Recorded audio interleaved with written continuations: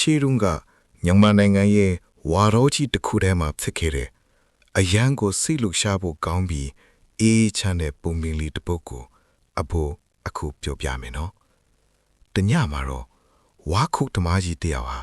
ဝါရောထဲမှာလမ်းလျှောက်နေတော့ဝါပင်တပင်ရဲ့ကြားထဲကနေထွက်ပေါ်နေတဲ့အရန်ကိုထူးဆန်းတဲ့အလင်းရောင်ကြီးတစ်ခုကိုတွေ့လိုက်ရတယ်။အဲ့ဒီအလင်းရောင်ကလာရောင်ကြီးထက်တောင်ပိုပြီးလှပနေတယ်လို့ပဲ။သူအနားသွားကြည့်လိုက်တဲ့အခါအဲ့ဒီဝါပင်ထဲမှာလက်တော်ဝါစာလောက်ပဲရှိရဲ့အရန်လှပတဲ့မင်းကလေးတယောက်ကိုတွေ့လိုက်ရတယ်။ထူးဆန်းတာကအဲ့ဒီမင်းကလေးဝတ်ထားတဲ့အဝတ်စားတွေကဒီကဘာပေါ်မှာရှိတဲ့အထည်မျိုးမဟုတ်ပဲလာရောင်နဲ့ရက်လုတ်ထားသလိုမျိုးဝင်းလက်နေတာပဲ။ဝါခုတ်သမားကြီးကသူ့ကိုအိမ်ခေါ်လာပြီးသမီးလေးလိုပြုစုပြောထောင်ခဲ့တယ်။ဒါပေမဲ့ဒီမင်းကလေးက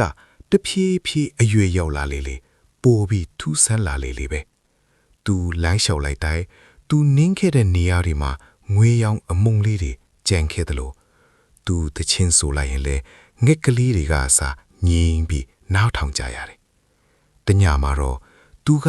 လမင်းကြီးကိုကြည်ပြီးငိုးနေတာကိုဝါခုတ်သမားကြီးကတွေ့သွားတယ်။သူကပြောပြတယ်။တကယ်တော့သမီးကဒီကဘာကမဟုတ်ဘူး။လမင်းပေါ်ကလာတာပါ။အခုလမင်းကြီးကသမီးကိုပြန်ခေါ်ဖို့လွတ်လိုက်တဲ့ငွေရောင်မြင်းရထားကြီးကလာနေပြီတဲ့။တကယ်ပဲခဏနေတော့ကောင်းကင်ရံကနေတင်တိုက်တေကြားကငွေရောင်တောင့်နေတဲ့ရထားလုံးကြီးတစ်စီးဆင်းလာတယ်။အဲ့ဒီရထားလုံးကနေထွက်တဲ့အလင်းရောင်ကတလောကလုံးကိုနေခင်းဘလို့လင်းထင်သွားစေပြီးပတ်ဝန်းကျင်တစ်ခုလုံးကလည်းအချိန်တွေရက်တန်သွားသလိုငြိမ်သွားခဲ့တယ်။အဲ့ဒီမင်းသမီးလေးက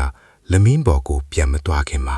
သူအရန်ချစ်တဲ့ဝါခုတ်သမားကြီးကိုအမတ်တရားအနေနဲ့စုတစ်ခုပေးခဲ့တယ်။အဲ့ဒါကတော့အိမ်မက်ကိုလှပစေပလဲလုံးလေးတဲ့။အခုနားထောင်နေတဲ့မင်းသမီးလေးစီကိုလည်းအဲ့ဒီပလဲလုံးလေးရောက်နေပြီ။မျက်လုံးလေးမိလိုက်ရင်အဲ့ဒီပလဲလုံးလေးကအေးချမ်းတဲ့အိမ်မက်တွေစီကိုခေါ်သွားလိမ့်မယ်။